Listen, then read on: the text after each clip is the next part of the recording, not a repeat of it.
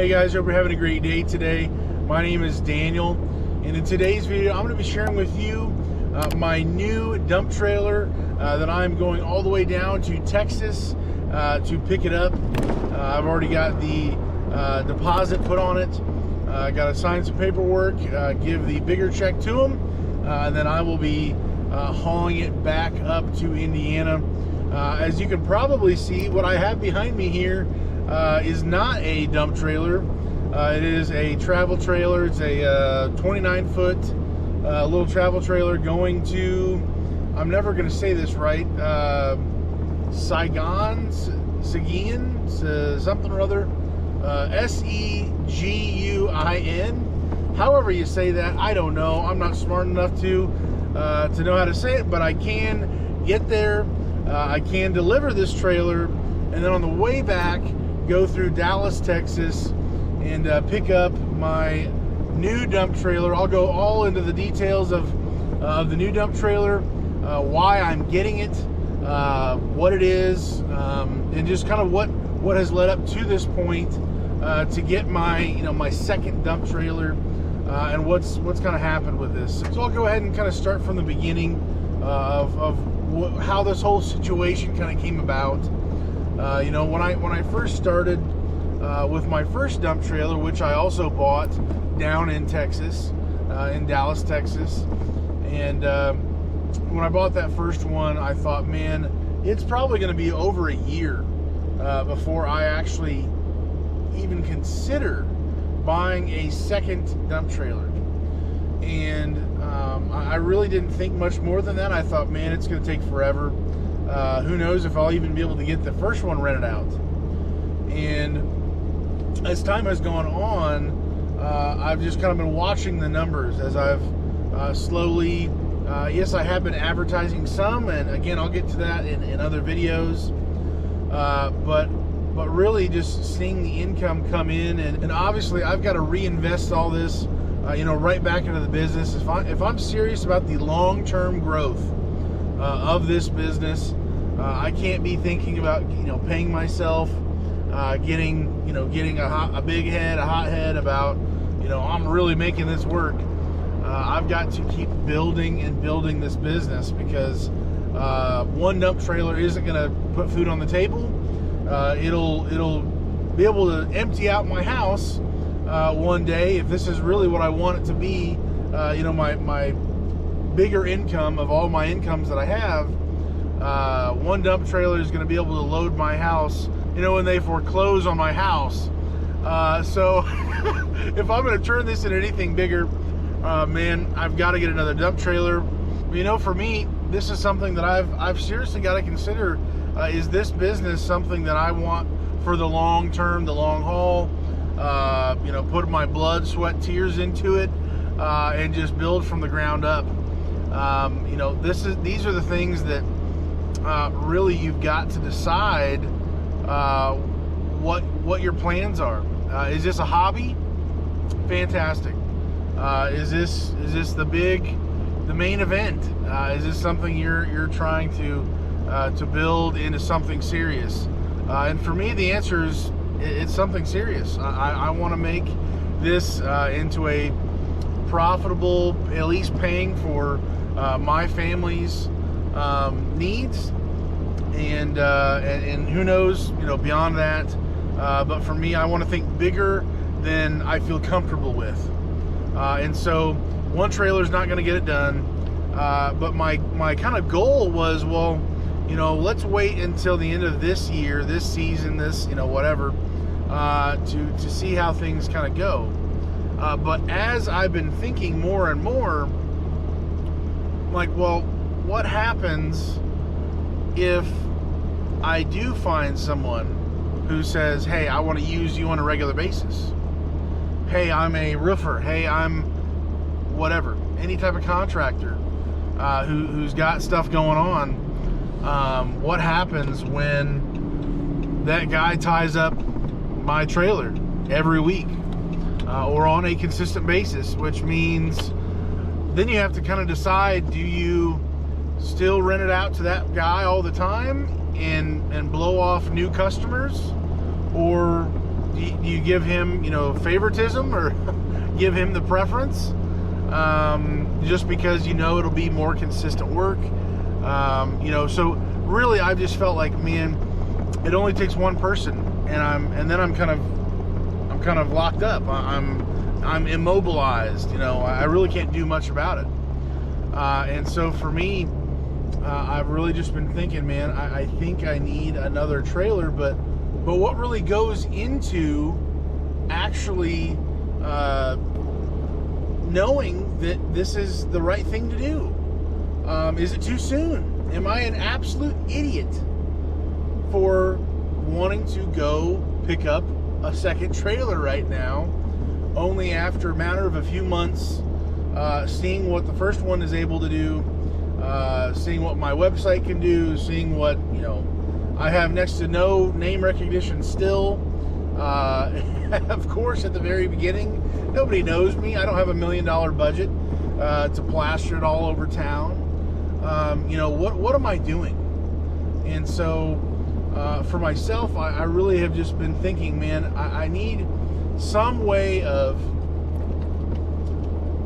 understanding, how do I know that I'll be able to, pay off the trailer, I'll be able to, be profitable someday.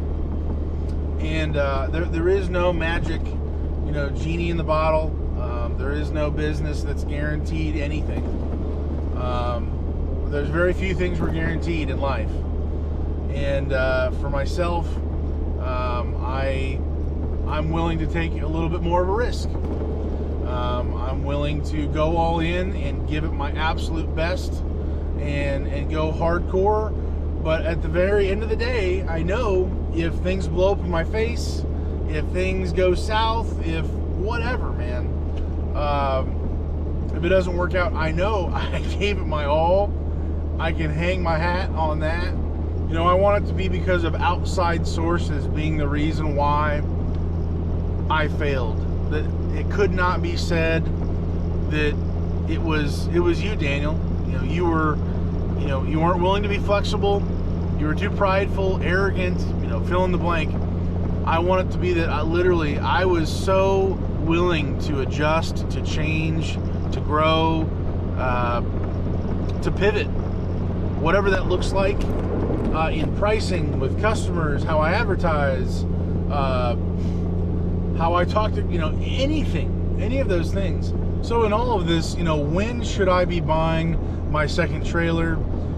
Should I be pivoting into, utility trailers? Should I be pivoting into roll-off trailers? That type of roll-off system. So the more that I look at my specific situation, my market, and just really what it takes, it simply just takes one person to lock me up, as I was saying, and then I really can't do anything for anybody.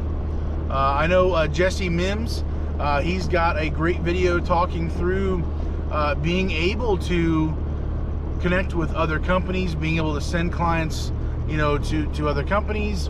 If you're overbooked yourself, or hopefully be able to have a working relationship, not viewing them as the enemy, but viewing them as an ally, being able to send folks their way, and who knows, potentially them sending folks your way when they're slammed, when they have too much going on, or maybe they can't at that time service the needs of their customers. Maybe you can be a help to them. And so I think that for me in my situation, I'm to the point where now I'm getting enough random customers, and I've actually had 3 different 2 roofers and 1 junk removal company, and I'm going to be talking through some of those situations I've already had, but I just haven't been able to get them on video yet, talking through them with you. But with having 3 other commercial people doing work and needing probably a consistent dumpster rental company to work with, for me, I just it screams that I'm kind of hurting myself by not having an additional trailer. Who knows how many additional leads I would get from word of mouth from these residential people while I'm still able to get more consistent income on a regular basis, maybe from these contractors, from these roofers, from these other guys. And so my thought has been, well, okay, that sounds good, but what about on paper? Am I really making any money at all? And I'm definitely going to be breaking down some of my best week. That's going to be a future video coming up. But for me, my one dump trailer, costing a little over $10,000 versus the gross, I think I've brought in a bit over $4,000, but I've actually netted just under $3,000, roughly somewhere in there. I think including everything up till today, I think it's really close to $3,000. So roughly like 75% is actually net, just minus the dump fees, not anything else. Don't mishear me and come after me. I have other expenses, believe me. But just seeing how I'm able to make that type of money in comparison with the whole business hinges on the asset, the dump trailer. Making that type of percentage of a return, technically, if all I had to do was pay off that trailer, I would be roughly 30% there. And for me, seeing those kind of numbers, I'm still learning how to advertise. I haven't even started my full plan. I'm not an advertising guru. I know some things. I don't know a lot more things. I haven't put anything on the sides of my trailers with my phone number, saying, need a dumpster, rent me or anything like that. I haven't gone to certain Facebook groups yet. I haven't gone directly to realtors. I haven't gone to contractors, roofing companies, directly emailed people, called. I haven't done a lot of those things because I still don't have everything quite in place. And that's on me, but I'm still getting customers coming to me for free or for slightly paid from Facebook advertising. And I've already got the ball rolling with customers who are so pleased with me. They're telling their friends, their neighbors, everybody. And so for me, that just screams that I really need to get a second trailer. And so that's a huge part for me of why I'm getting a second trailer. I'm not getting the same yardage trailer. I'm getting a 16-foot by 7 by 4 foot walls. So this is going to be able to increase my price for that trailer. Instead of a 15-yard trailer, this is going to be rounded up to a 17-yard trailer. Technically a 14 by 7 by 4 is like 14.89 cubic yards, and then a 16 by 7 by 4 is like a 16.59 or something cubic yards, something like that. But it seems like everybody that I watch and I hear about, they round up to 17. So evidently it's technically 16.5 whatever, but people round up to 17. So anyways, that's what I'm actually getting. I am going to be increasing up to a 17 yard, and I'll be able to, I'm going to go by the yardage and break that down, and maybe I'll do that in a different video. But I'm going to be charging slightly more because it is technically a bigger trailer. And so for me, I've just been wrestling with this whole thing, and I now have, honestly, I just have peace about it. Why should I buy a second trailer? Because I've already got people using my first trailer on a more consistent basis, and I've already got my foot in the door with some of these contractors, and I haven't even, the phrase, I have not yet begun to fight. That's kind of how I feel. Like I haven't even really started, and things are already rolling. And it's raining here apparently. But it's funny to me because, like, man, this is already kind of moving before I'm fully in place to go and to build this thing. And so you know, I almost feel a little caught. I feel like I'm almost behind. And it's weird to say that, you know, buying a second trailer, only making the money I have made in the short amount of time, or it feels short to me. You know, it's just, I have peace about it. Seeing the numbers, seeing what I'm doing, and knowing, in my opinion, my calculated risk, I believe I will be much more profitable, and I won't be harming myself. I'll be actually helping myself by having the second trailer available.